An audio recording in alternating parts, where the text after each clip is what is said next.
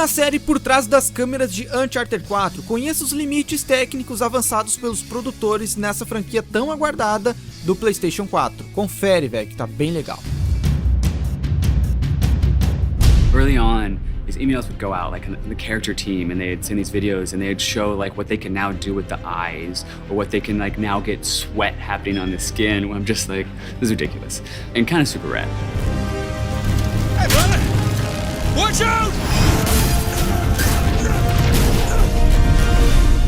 To see what Uncharted on a next-gen console is going to look like, that was a question we just had to find out for ourselves. I think the biggest design thing that came out of the new hardware was literally just the bigger spaces. We have bigger levels than we've ever had before. Maybe 10 times the size, at least, of explorable space. The challenge for us is, and the thing that's been super hard, is like, how do we give you more choices and make the pacing feel just as intense as when things have been more linear for us? It does introduce challenges as far as telling a very specific story.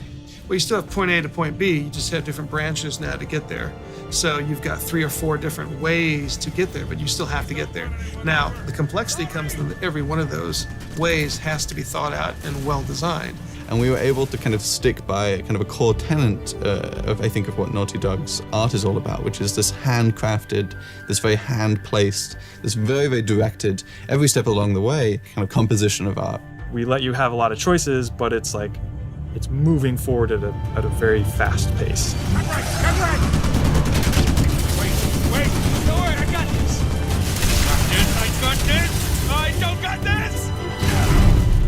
We've been able to make the world so much bigger than we've ever been able to make before, and then also, at the same time, improve the detail of any one area. So we've increased the density of detail and the size of the world all at the same time. So with larger worlds comes larger possibilities, and larger possibilities usually mean more detail.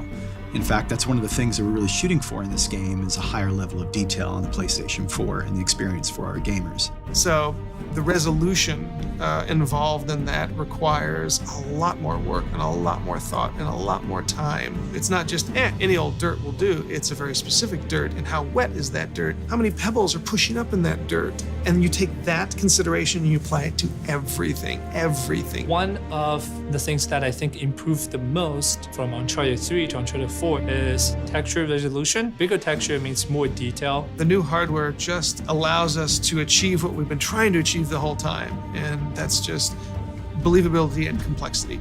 There's a lot of just passion into all these small details that really shines through, and it's because we really empower people who care to make the difference that they want to make. Nathan Drake in-game has at least 11 to 12 outfits, and that's just for Nathan Drake. Think about, we have Elena, we have Nadine, we have Rafe, we have Sully, we have Drake's brother. Everything suddenly needs a level of thought and scrutiny that we didn't have to do before. It makes a much more rich experience, a much more immersive experience, but it takes a lot of time. Just the quantity of interactable things in the environment. I mean, we really want our jungles and our environments to feel alive. And being able to have hundreds and hundreds of objects that can be destructible and it's moving around. It impacts gameplay in that, your cover can be destroyed, so you have to move around more. But even outside of that, just seeing all this stuff happening, the screen is so much more alive. The world is much more alive.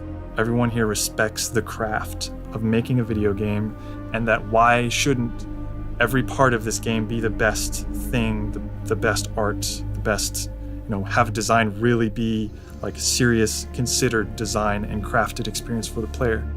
And once that kind of gets into the DNA, it kind of takes over everything. And everybody from the very top to the very bottom, we do have a structure. We're flatter than a lot of places, but we do have a structure.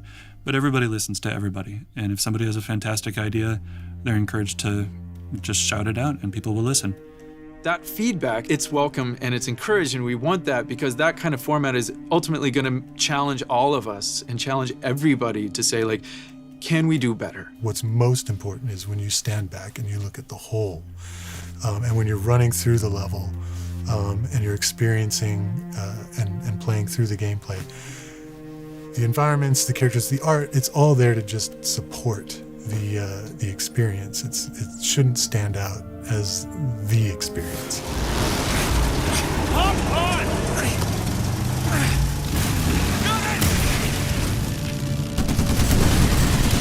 Here, take this. It's really an interesting challenge. Like, if we do our job right, hopefully people are not going, wow, that's great animation. They're just engrossed and they're believing it. I think we lost him. It ain't. We can never, ever come back to this city. Add it to the list. The biggest change we've had in Uncharted 4 would be the use of the head cams and the facial markings, facial animation. For the first 3 games, this has always been hand animated.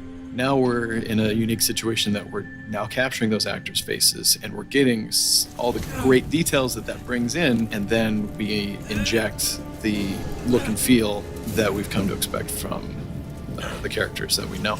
Every animator that we hire at Naughty Dog has to be really good with working with motion capture, because a lot of their job will be doing that. But they also have to be a really, really good animator, because when we do need to animate something that we can't capture, it has to look exactly like something that we captured. Yeah, can I help you? Yeah, I'm looking for my little brother. Sam? It's good to see you again, Nathan. God, Sam. Oh, all right. Take it easy, take it easy. Last gen, you'd actually get a black frame between gameplay and cutscene, which would mean it kind of takes you out of the experience. It's a little tell. Okay, now it's just I'm watching something. So that's been a huge thing that the PlayStation 4 has allowed us to do, that all of our cutscenes are now in-game.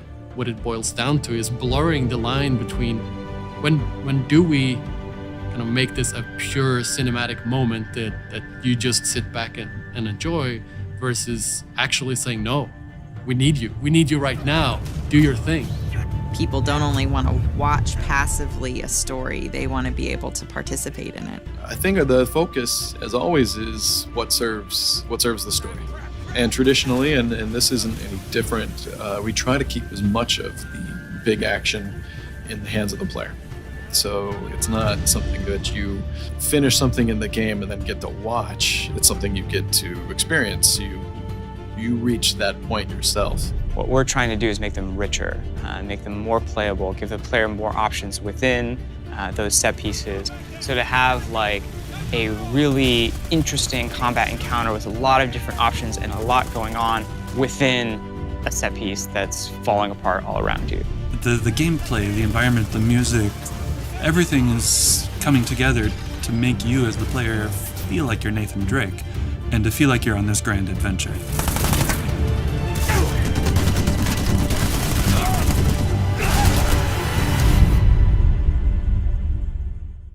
PlayStation